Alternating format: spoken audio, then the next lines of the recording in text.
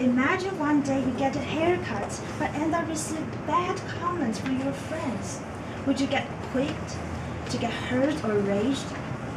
Even if your new hairstyle is greatly praised, would you become so overjoyed that it somewhat gives you excess confidence? You may laugh at the childish scenario I just presented, but ask yourself, do my moves go ups and down? But ask yourself, do my moods go up and down often because what people think or say about me? Am I easily affected by what others do and then disrupt my own life? Dear Toastmasters and most welcome guests, the hairstyle case I just presented is trivial, but what about when it comes to making a crucial decision? Different voices flooding from all directions could easily sway and disturb an undetermined heart. Being emotionally affected by what others do and think often brings distress, anger, and suffering. And they will disturb your mind, disrupt your concentration, and prevent you from focusing on the matters at hand. So what you have to do is develop inner detachment. Detachment means disconnection.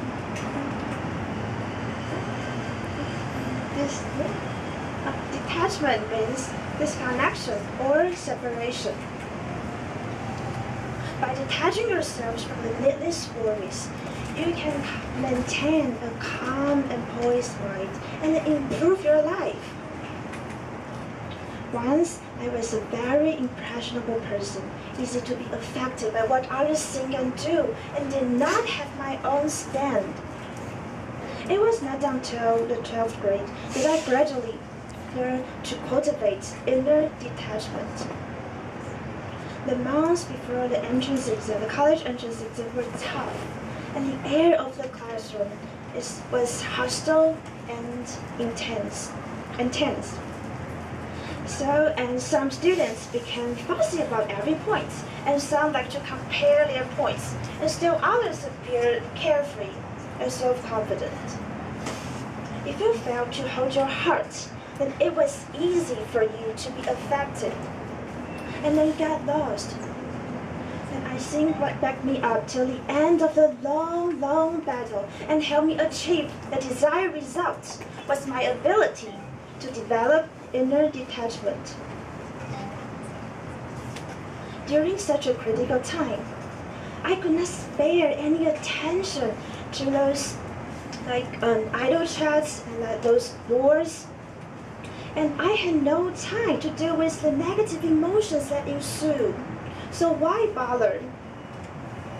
Therefore, I learned how to avoid those idle chatters and ignore the trifles.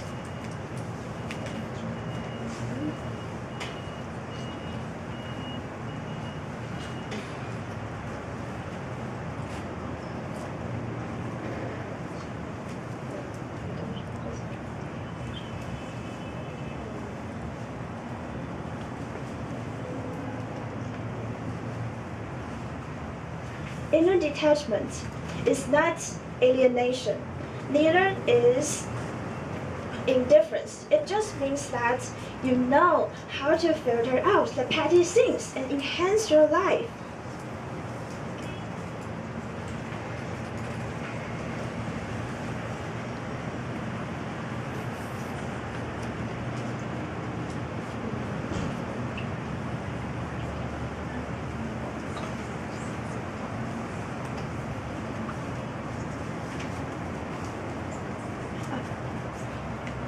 To further illustrate my points, I would like to continue my 12th grade story. One day, our English teacher gave us an assignment. We had to write a short paragraph on an animal that we are much alike. And frankly speaking, the first few animals hitting upon my head were ordinary ones like cats, dogs, rabbits, horses, etc. And I failed to come up with satisfactory comparisons. I am as sensitive as a cat, as loyal as a dog, docile like a rabbit, and horse Eat like a horse? Oh, no, no, no. These animals are simply too common and normal. And what I was looking for is a unique answer that would strike my teacher with wonder. So now you guess what I eventually came up with. I came up with a crayon. Why crayons, and what analogy did I draw? Based on my memory of the Chinese poems I read, crayons are good partners of the hermits and immortals living in the high and deep mountains close to the heaven, which created an image of mental seclusion. And besides, they have an elegant stature with a many white or gray plumage as a symbol of virtue and integrity. And what's more, their flight is a graceful sight to see, with their neck extended and their wide wings slowly but powerfully propelling them. How beautiful they are. For me, a crayon embodies the features of a person with the ability of inner detachment. Crayon, C-R-A-N-E. Each of the letters symbolizes one of the animal's characters that I fancy to share. C means composed, calm and tranquil. If we could free ourselves from the compulsion of incessant and unstoppable thinking, then we can have a peaceful mind. Then R means refined, purified and precise to a fine degree. After we calm down, then we can fully concentrate and control our thoughts. A represents agile, characterized by quickness, lightness, and ease of movement. Imagine how free and breeze we would be if we could stay calm in the midst of whatever is going on in our life. Then, N means neat, clean, tidy, and open.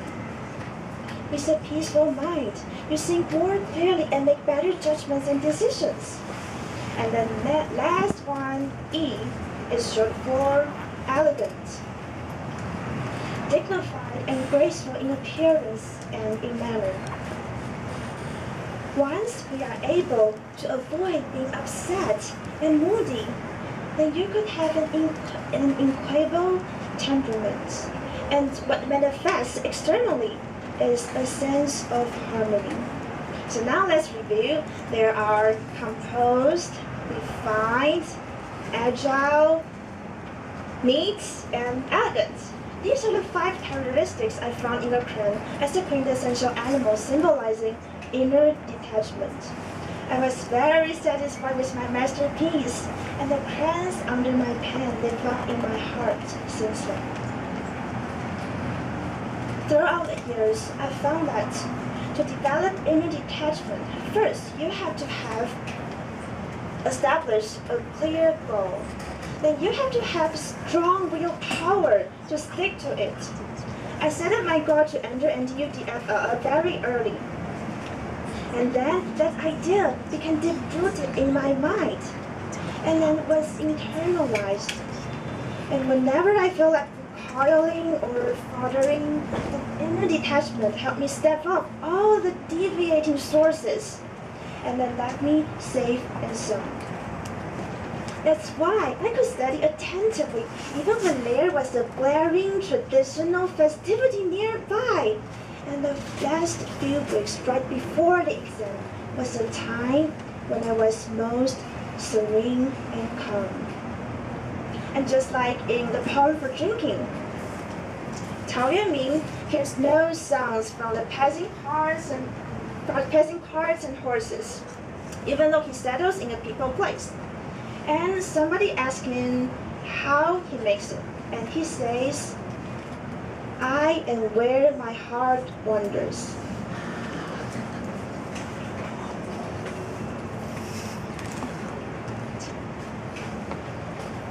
At the blink of an eye, I am going to be a senior and have to consider my future course. I am faced with lots of temptations and an avalanche of suggestions from my parents and friends. So it is even more important for me to develop inner detachment to help me stay calm and poised when there are lots of choices. When we are given more choices, we are in more urgent need to cultivate inner detachment to help us distinguish what is the one that we have to grab and drop the rest. Think about your goal and think about the graceful prance. And you know where to put your uttermost strengths. DME.